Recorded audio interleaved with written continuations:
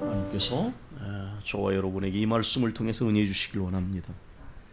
저는 지난 주간에 성탄절의 말씀을 통해서 우리의 소망, 우리의 구원자, 또 세상의 소망, 세상의 구원자라고 하는 제목으로 하나님의 말씀을 전했습니다. 우리의 소망이시고 구원자이신 분이 어떻게 세상의 소망이요 구원자가 되심을 설명하기 위하여 저는 고린도전서 13장 13절을 인용했습니다. 믿음, 소망, 사랑, 이 세 가지는 항상 있을 것인데 그 중에 제일은 사랑이라. 우리가 하나님 말씀을 생각하지 않고 들으면 그 의미를 알기 어렵습니다. 그런데 이 말씀의 의미를 깊이 생각해 보면 다음과 같은 이 말이 틀리지 않은 것이라는 것을 알게 될 것입니다. 아르토리히라는 신학자의 입을 통해서 이 믿음과 소망과 사랑은 우리 기독교인들만의 것이 아니다.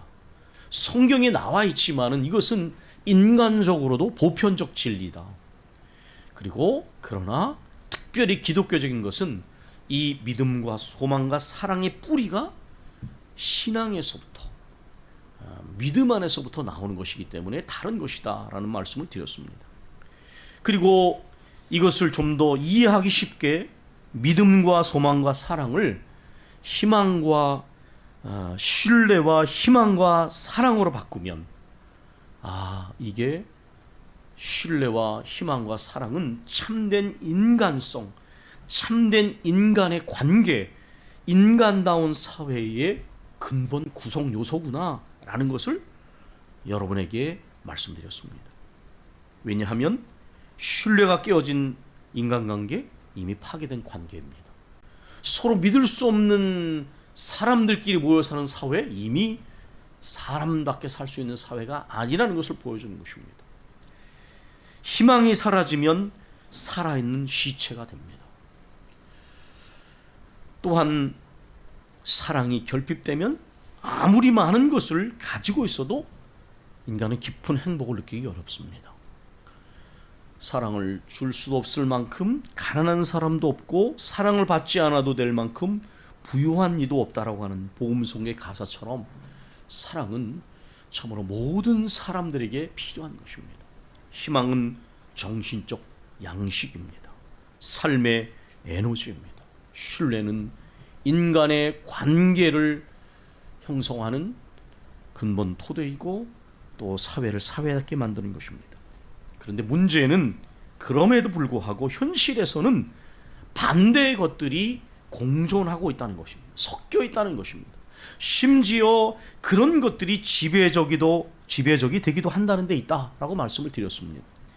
즉 신뢰와 함께 불신과 배신, 이런 것들이 섞여 있습니다. 때로는 신뢰 대신 관계 속에서 이 불신과 배신이 더 지배하는 것을 봅니다. 얼마나 많은 부부관계, 부모와 자식 간의 관계, 친구 간에 있어서 이 신뢰가 깨어져서 아기다툼을 하는 것을 우리는 오늘날 여기저기서 목격하고 있습니다. 희망과 함께 좌절과 실망과 체념과 포기와 낙담이 섞여 있고 때로는 그런 것들이 지배해서 사람들이 극단적인 선택을 하기도 합니다. 우리나라는 OECD 국가 중에서도 자살률이 1위인 나라입니다.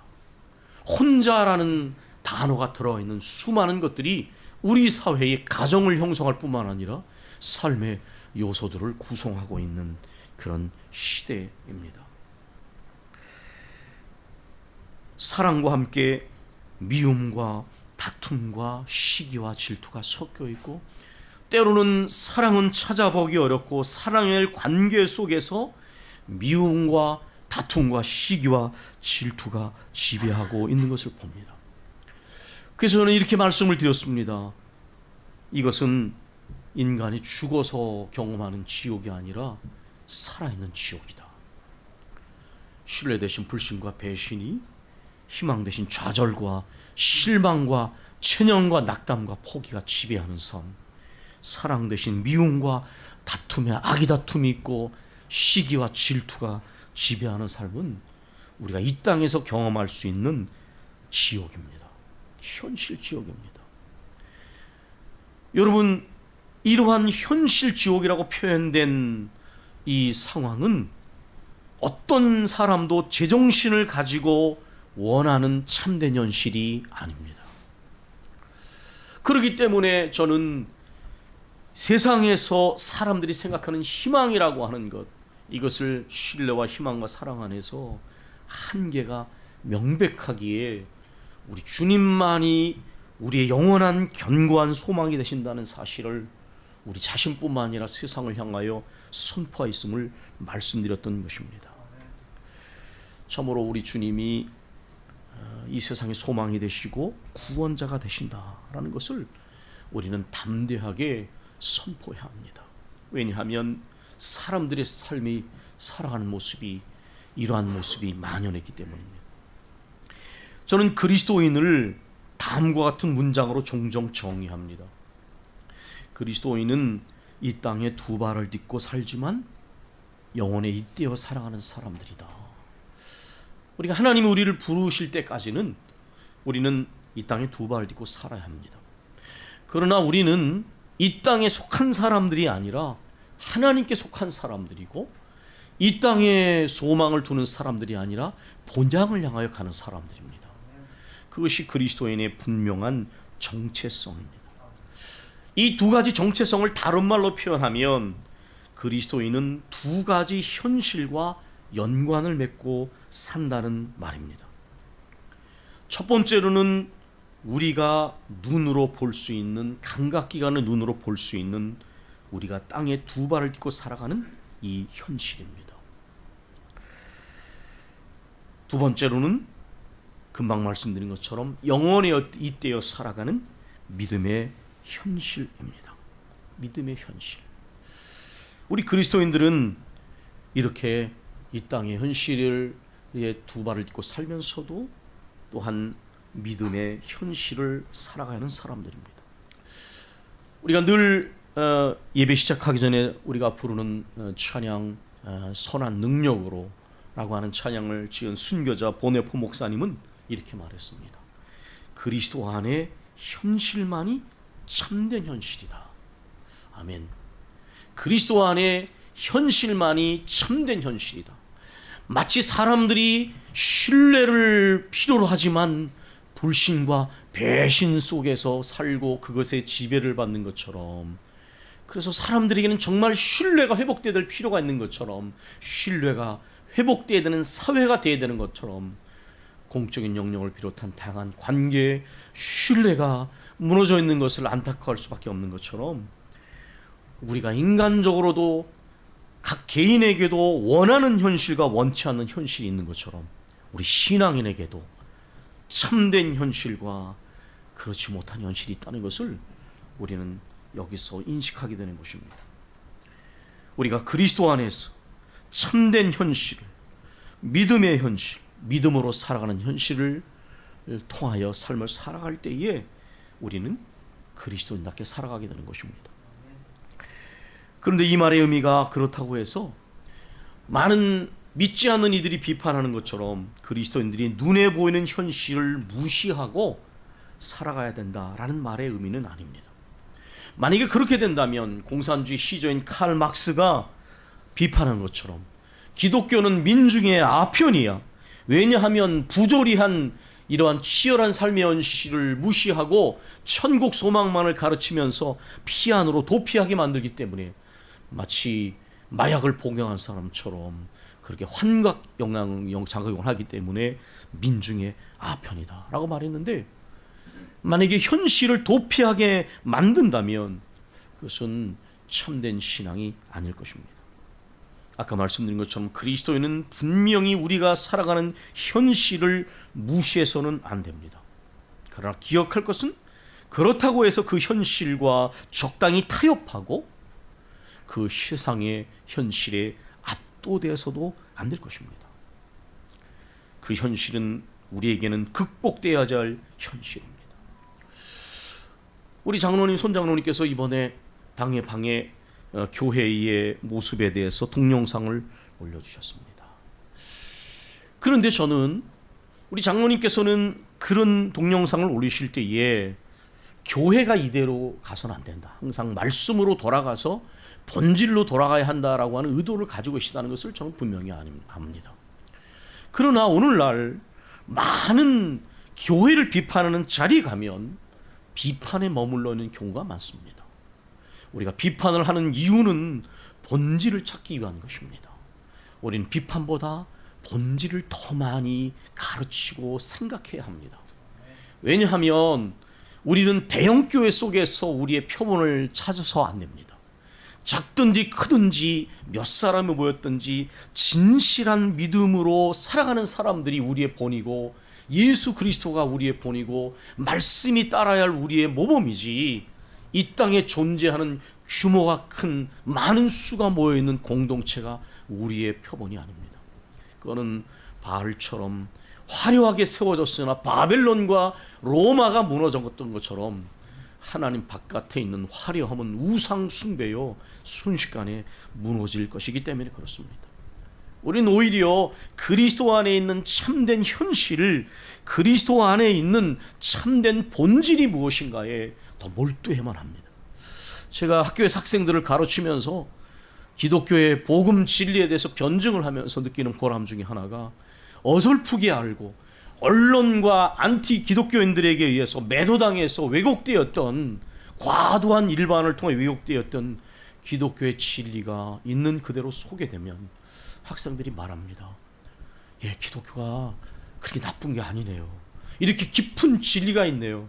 이렇게 사회와 인간의 삶에 귀한 영향력을 끼칠 수 있는 부분들이 있네요.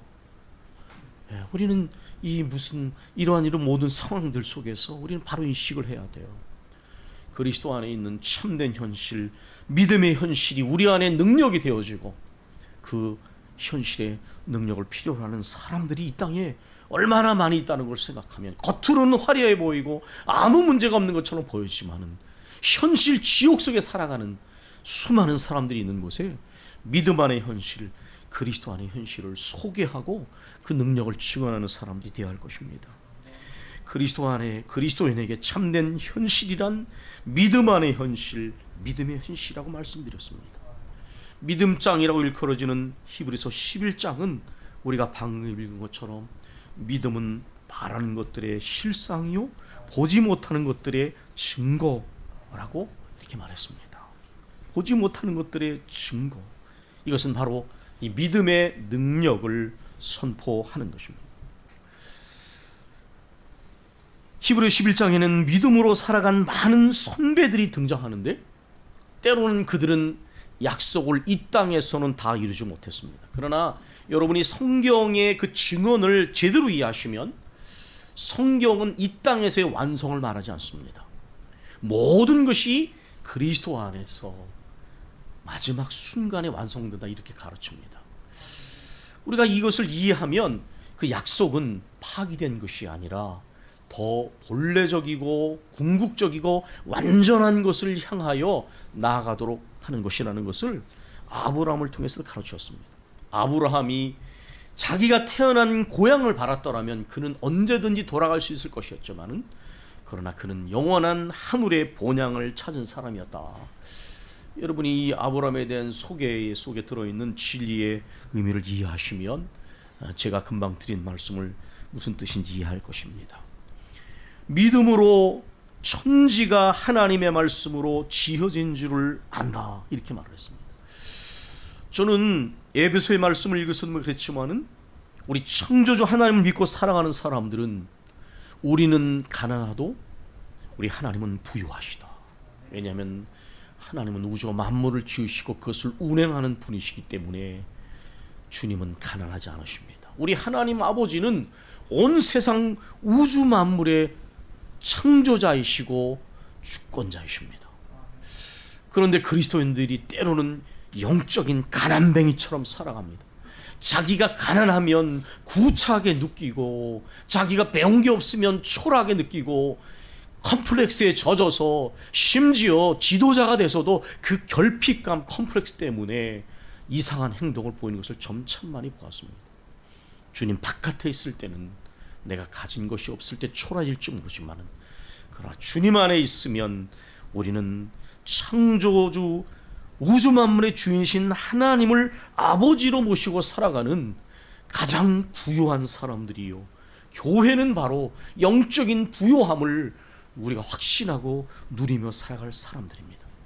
우리는 약하나 천지 우주 만물을 말씀으로 주신 하나님은 결코 약하지 않으십니다.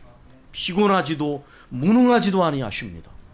그래서 주님을 믿는 사람들은 독수리 날개침처럼 다시 일어나 달려간다고 이사야의 말씀은 증언하고 있습니다. 우리는 종종 현실 속에서 어찌할 바를 모르며 우리 한계에 부딪힙니다. 그러나 우리가 하나님 앞에 간절하게 엎드려 기도하면, 마음을 다하고 마음을 앞에 기도하면 하나님은 피할 길을 내시고 헤쳐나갈 지혜를 주시는 것을 우리는 경험했습니다. 우리는 무지할지라도 주님은 무지하지 않으십니다. 우리는 연약할지라도 주님은 강하십니다. 우리는 우리의 한계에 부딪힐지라도 주님은 한계가 없으십니다. 믿음의 사람들은 창조주 하나님을 믿는 사람들이요, 그 창조주 하나님을 우리 아버지로 모시고 살아가는 사람들입니다.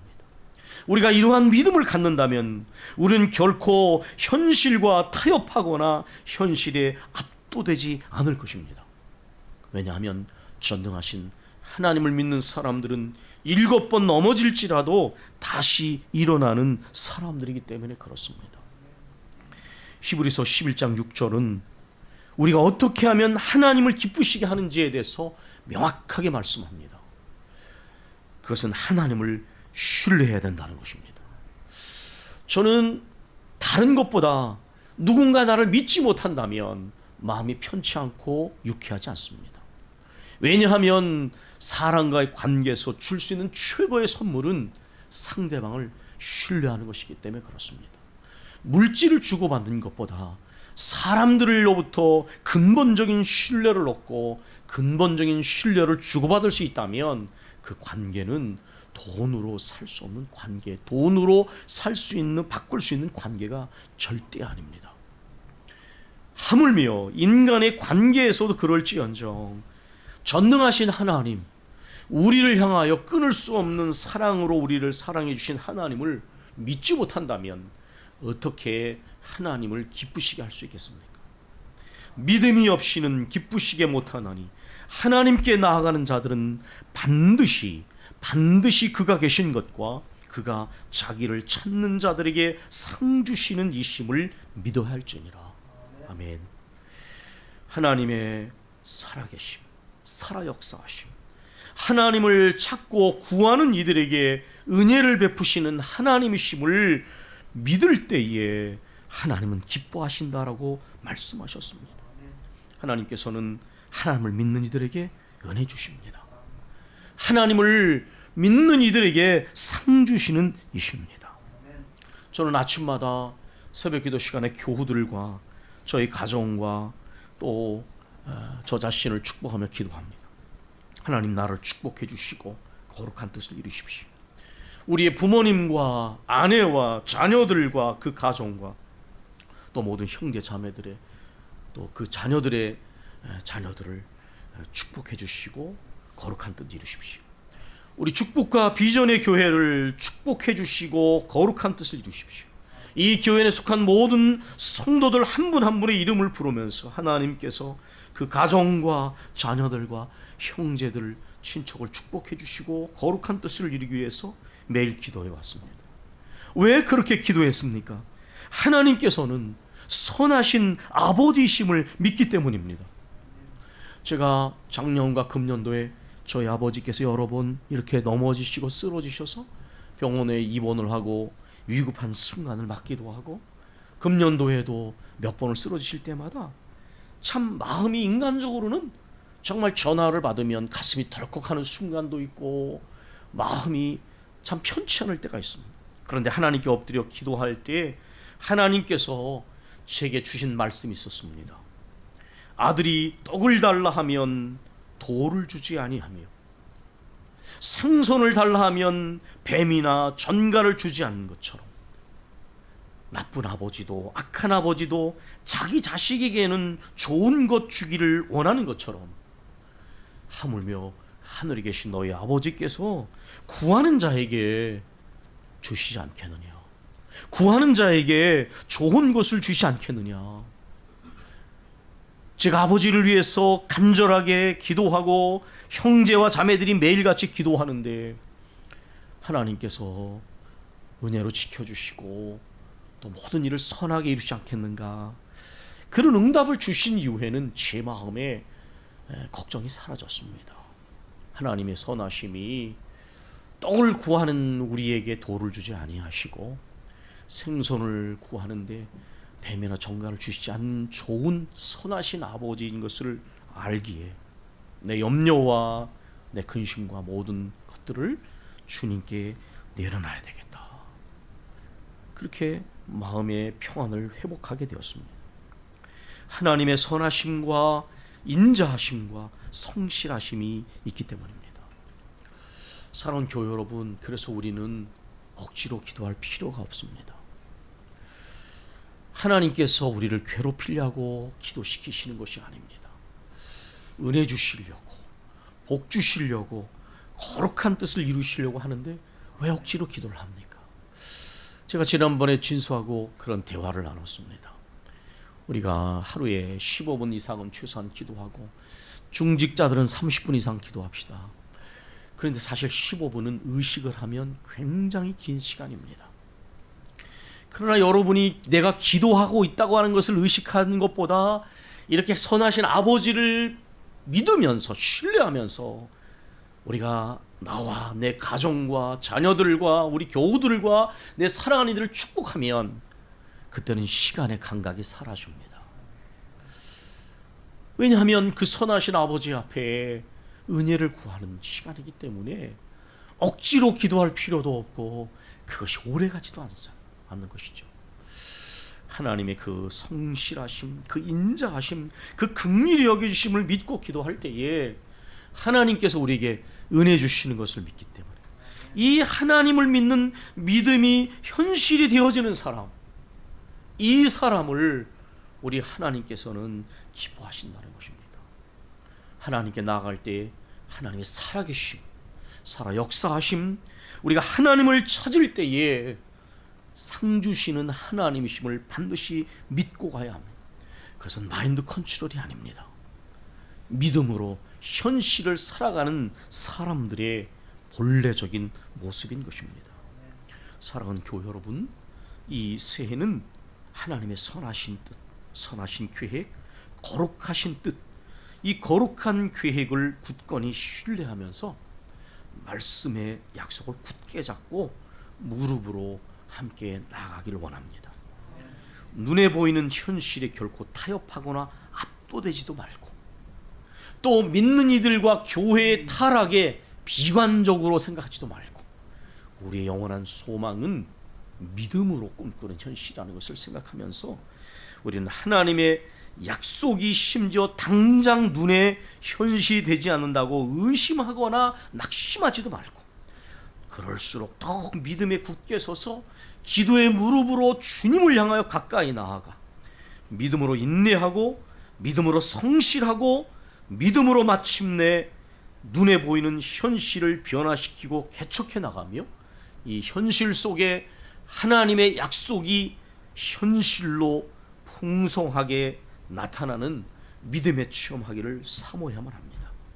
이 새해 믿음이 현실이 되어 주의 축복과 비전이 우리 각자와 우리 가정과 무엇보다 우리 교회 가운데 현실화되고 풍성해지는 그런 은혜를 꿈꾸면서 믿음으로 살아가기를 우리가 함께 다짐하기를 원합니다.